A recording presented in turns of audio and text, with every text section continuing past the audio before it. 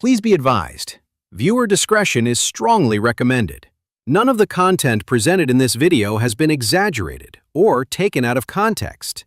What you're about to hear is a narrated breakdown of today's courtroom proceedings in the federal trial of Sean "Diddy" Combs, including the jury's partial verdict and what that means for the Diddy case.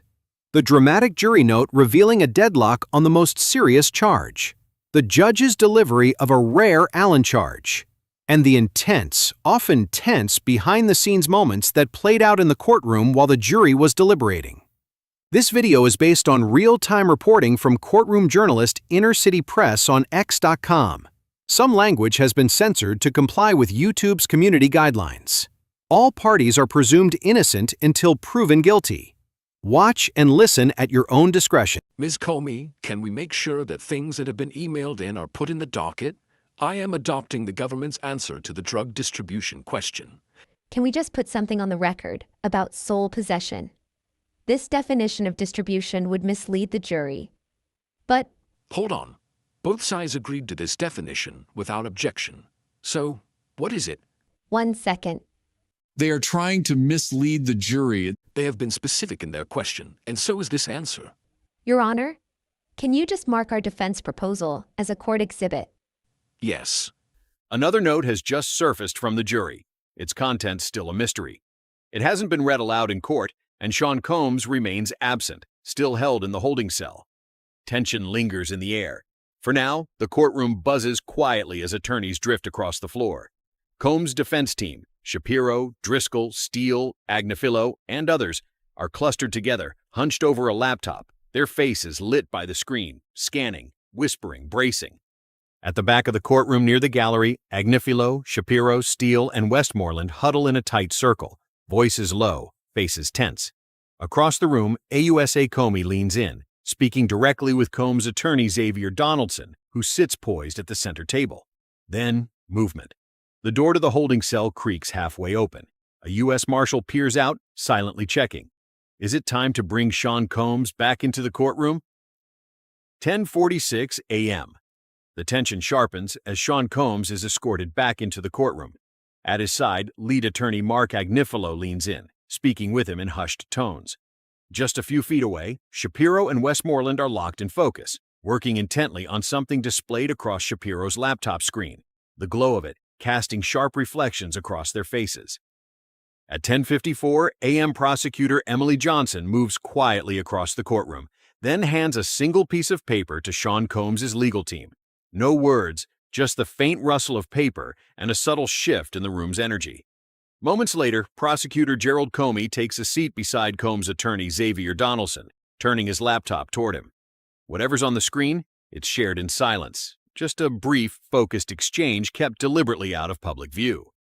We received a note from the jury asking for testimony of Cassandra Ventura as to the Intercontinental in Cannes incidents and the Daniel Phillip Essex Hotel incident. Daniel Phillip's testimony on that as well. We have a disagreement. First, let me know if either side minds me bringing the jury out and speaking to them. We don't see a need. I've conferred with Mr. Combs, and we don't see a need either. As to any future note, let me know. We have a disagreement about the redirect about the Cannes incident and the events immediately following. The answer was to what happened when Sean was angry. It referred to the freak-off that occurred upon landing in NY. I would likely cut it off sooner. I have nothing to add. We may need to speak with the court about the Intercontinent. I understand there is an issue to resolve. I understand that during the break, the defense came up with an issue about Daniel Phillip. U.S. wants one more question and answer in than we do. It's his later thoughts. The answer is about the Essex Hotel incident. On the Intercontinental Hotel incident, we think it's the day of and after, not the days before. That's our position. The defense wants to include Ms. Ventura's Instagram post of 2024. We did include several messages from after the Intercontinental incident where they are talking about it. It's regarding the incident.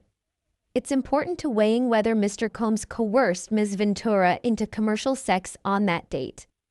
The request was for Ms. Ventura's testimony regarding the Intercontinental incident.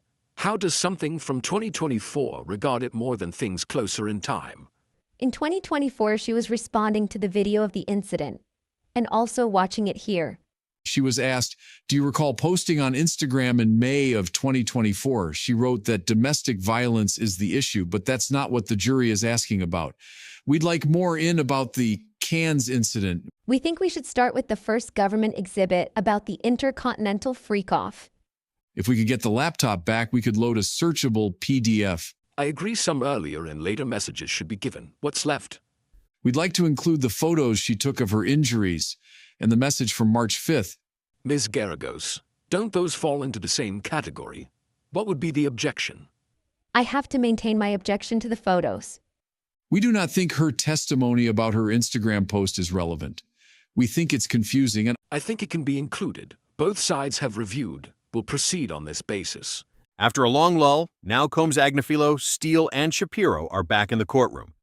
Prosecutor Gerald Comey walks forward and hands a piece of paper to Mark Agnifilo, who glances at it briefly before passing it down the line. On the defense bench, Matthew Driscoll leans in to quietly confer with Nicole Westmoreland.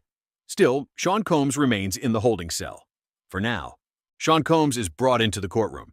He stands silently, hands tucked into his pockets, as Agnifilo speaks to him in a low voice. One by one, his lawyers gather around, forming a protective circle. After a quiet moment, Combs lowers himself into his seat. Sean Combs is sitting surrounded by his 8 lawyers, who are talking and strategizing. He is looking down, his hands crossed on his lap.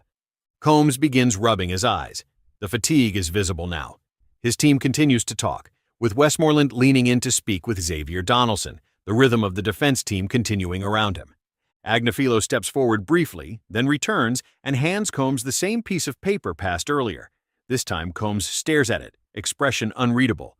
After a brief exchange with Agnifilo, Combs looks back down. Slowly, he rests his head in his right hand. The courtroom doesn't move. It doesn't have to.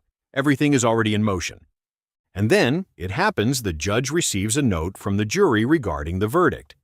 We have received a note at 4:05 p.m. today. It reads, "We have reached a verdict on counts 2, 3, 4, and 5. We are unable to reach a verdict on count 1 as we have jurors on each side. How should we respond?" So here's what just happened in court. At 4:05 p.m., the judge received a note from the jury. It said they had reached a verdict on counts 2, 3, 4, and 5, but that they were unable to come to a unanimous decision on count 1, the racketeering charge. The note even said there were jurors on each side, meaning they're split and can't agree. Now, count 1 is the most serious charge in this entire trial. It's the racketeering conspiracy, basically accusing Diddy of running a criminal enterprise. If he were to be found guilty on that, it could carry a life sentence. So when the judge read that note out loud in court, he had to decide what to do next. This is the most critical point in the trial so far. A guilty verdict on count 1 would change everything. we are preparing a modified Allen charge.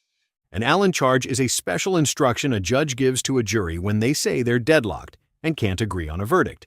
In short, the judge tells them, go back, keep deliberating, and try to reach a unanimous decision, but don't give up your honest beliefs just to reach a verdict. It's basically a last push to avoid a mistrial. We proposed you tell them to continue deliberating and that you not take the partial verdict. No modified Allen charge. Would the defense request I bring the jury out to say that? Yes. Okay, email me your proposals, each side. I'll wait. I could give a modified Allen charge, or at some point I could tell them they could return a partial verdict. Email me. I'll wait. In the well of the courtroom, everyone is in their seat, except Donaldson. The room is still, charged with quiet tension. Sean Combs leans back in his chair, arms crossed, eyes fixed ahead. His expression says it all. He does not look happy. I received each side's proposal. Mr. Agnifilo, your proposal. There is not much there. We are not remotely at the place where the jury needs more to deliberate efficiently. They are remarkably efficient. They already have 4 verdicts. I wouldn't call the government's proposal an Allen charge. It reminds the jury of the instruction I previously gave on the duty to deliberate. I could simply recite from the jury charge. We're not at the point yet. I'm not saying we wouldn't be at the point on Thursday, July 3rd or Monday. Let's wait and see. I'm putting stock in that they have reached verdicts on 4 counts. I'm going with that, but I may give more later. I could tell them that they could return on July 3rd. We could arrange that. What do the parties think? We'd like to give them the option to deliberate on the 3rd. 1 second, Your Honor. Yes. Our preference is that you don't tell them now about Thursday. The downside is that the jurors might feel rushed to reach a verdict to avoid the Thursday issue. Let them deliberate tomorrow. You can ask at the end of tomorrow. So, the defense would have no objection to them deliberating on July 3rd? No objection, if they want to. Okay, let's bring back out our jury. At this point, the jurors enter the courtroom. Welcome back. I received your note that you have reached verdicts on counts 2 through 5. I ask you to continue deliberating. Discuss and weigh your respective opinions dispassionately and follow my instructions on the law. I ask you to return to the jury room. If you decide you are done for the day, send me another note and I'll bring you back out to end the day. After that, the jurors leave. Everyone can go back to doing what they were doing. We have received a note that the jurors have concluded for today and will resume tomorrow. We'll bring them back out. And that was everything for today in court. From jury notes to silent stares and a judge pushing deliberations forward, the tension is only building. The verdict is coming, and when it does, you'll hear it here first. Make sure to subscribe, turn on notifications, and drop a comment below, because this trial is far from over.